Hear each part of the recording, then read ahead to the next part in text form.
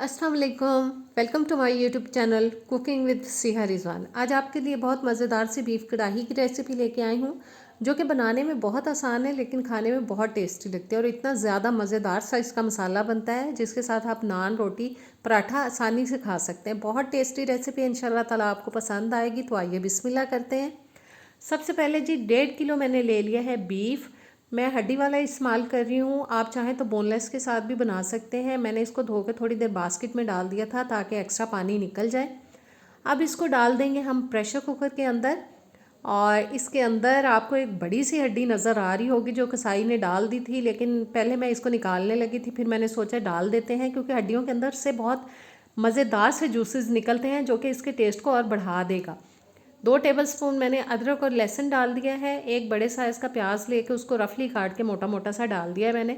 पानी डाल देंगे तकरीबन 2 से 2.5 कप तक मैंने डाल दिया है क्योंकि गोश्त का अपना भी पानी निकलेगा, लिहाजा पानी इतना काफ़ी है। 1 टीस्पून मैंने डाल दिया है नमक।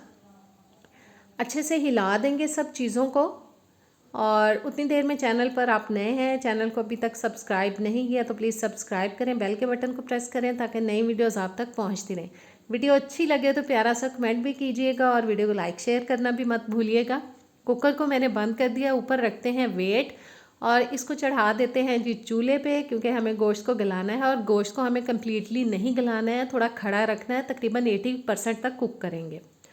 12 से 13 मिनट मैंने चलने दिया था कुकर को। और अब चेक कर लेते हैं जी गोश्त को। ये देखें अभी थोड़ा खड़ा खड़ा सा, तकरीबन 80% तक ये कुक हो चुका है। इसको अब हम निकाल लेंगे एक कढ़ाई के अंदर, खुले बर्तन के अंदर, जिसमें हम इजीली इसको पका पाएँ। और वैसे भी ये बीफ कढ़ाई है तो लिहाजा कढ़ाई के अंदर पकना तो ज़रूरी है ना, मजाक कर रही हूँ। आप किसी भी बर्तन में इसको बना सकते हैं। बस मैं इसको कढ़ाई में निकाल रही हूँ। और अब हम चूल्हा भी ऑन कर लेंगे। चूल्हा जलाने के बाद जी अब हमें पकाना है इसको। आंच मैंने तेज़ कर ली है। अब चम्मच की मदद से जो प्याज आपको बीच में नज़र आ रहे हैं ना, इनको मैं इस तरह से मैश करूँगी ताकि ये अच्छी तरह से मिक्स हो जाए और ज़बरदस्त मिक्स सा एक मसाला हमारा इसका बन के तैयार हो।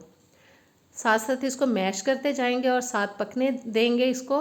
अच्छे से मैश करने के बाद इसमें हम इसी स्टेज पे डाल देंगे जी टमाटर, जो कि मैंने 4 से 5 अदद ले लिए थे दरमियाने साइज़ के। थोड़ा पानी डाल के मैंने ब्लेंडर में उनको ब्लेंड कर लिया था। आप चाहें तो काट के भी डाल सकते हैं, लेकिन मैंने अपने काम को थोड़ा आसान किया था ताकि मुझे मेहनत ज़्यादा ना करनी पड़े और टमाटर जो है वो आसानी से मिक्स हो जाए बीच में। पानी खंगाल के जग को मैंने थोड़ा सा डाल दिया इसके साथ और तेज़ आंच पे अब हम इसको पकाएंगे। तब तक हमें पकाना है जब तक कि जी पानी जो है वो कम्प्लीटली ड्राई हो जाए। आंच मैंने तेज़ ही रखी हुई है क्योंकि ये काफ़ी हद तक गला हुआ गोश्त है, बहुत ज़्यादा हमें इसको गलाना नहीं है।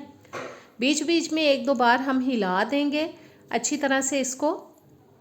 और पानी जो है वो कम्प्लीटली खुश्क हो चुका है। अब हम डालेंगे इसके अंदर ऑयल, जो कि मैं तकरीबन आधा कप तक डाल रही हूँ।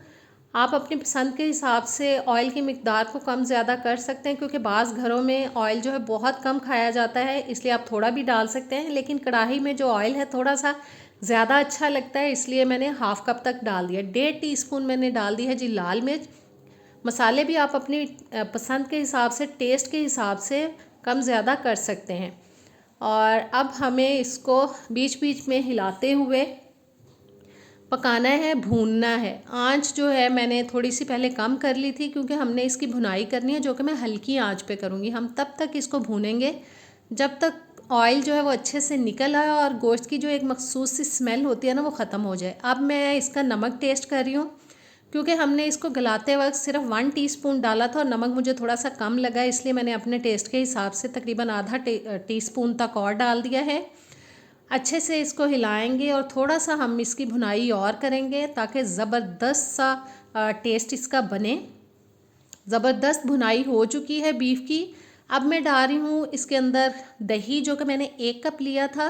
और दही डालने से पहले मैंने इसको अच्छी तरह से फेंट लिया था ताकि इसके अंदर जो गुठलियाँ हैं वो अच्छे से ख़त्म हो जाएं। दही को अच्छी तरह से मिक्स करेंगे और अब डाल देंगे इसके अंदर हम 1 टीस्पून तक सूखा धनिया पाउडर और 1 टीस्पून ही मैं डाल रही हूँ इसके अंदर ज़ीरा पाउडर।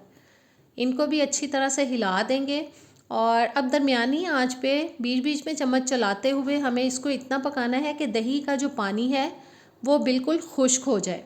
हमें दही को अच्छी तरह से पका लेना है। मसाला थोड़ा सा गिर गया है नीचे, मैंने उसको साफ़ कर लिया है और बस जी हमें इसको पकाना है। देखें दही का पानी बिल्कुल खुश्क हो चुका है, ऑयल निकल चुका है। अब मैं डाल रही हूँ इसमें 2-3 बारीक कटी हुई हरी मिर्चें, थोड़ा सा अदरक डालेंगे और साथ डाल देंगे हरा धनिया। इन सब चीज़ों को हम अच्छी तरह से मिक्स करेंगे।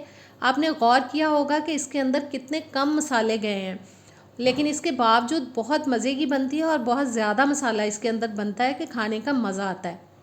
बाज़ दफ़ा ये होता है कि सालन बहुत अच्छा होता है लेकिन मसाला इतना कम होता है जिसके साथ हम इजीली रोटी भी नहीं खा सकते। मुझे कढ़ाइयों के अंदर मसाला जो है ज़्यादा मिकदार में अच्छा लगता है। अब मैंने दम पे लगा दिया ताकि सब चीज़ों का फ्लेवर अच्छे से आ जाए। 7-8 मिनट के लिए मैंने इसको दम पे रख दिया था। अब आंच कर दी है मैंने बंद और दम को मैंने खोल दिया है। अब खूबसूरती के लिए इसको हम ऊपर डाल देंगे थोड़ा सा बारीक कटा हुआ अदरक, जिससे ये दिखने में मज़ीद खूबसूरत लगेगी। आप किसी भी बर्तन में इसको सर्व कर सकते हैं, मैं कढ़ाई में ही रखूँगी। कैसी लगी रेसिपी ट्राई कीजिएगा। इजाज़त दें, अल्लाह हाफिज़।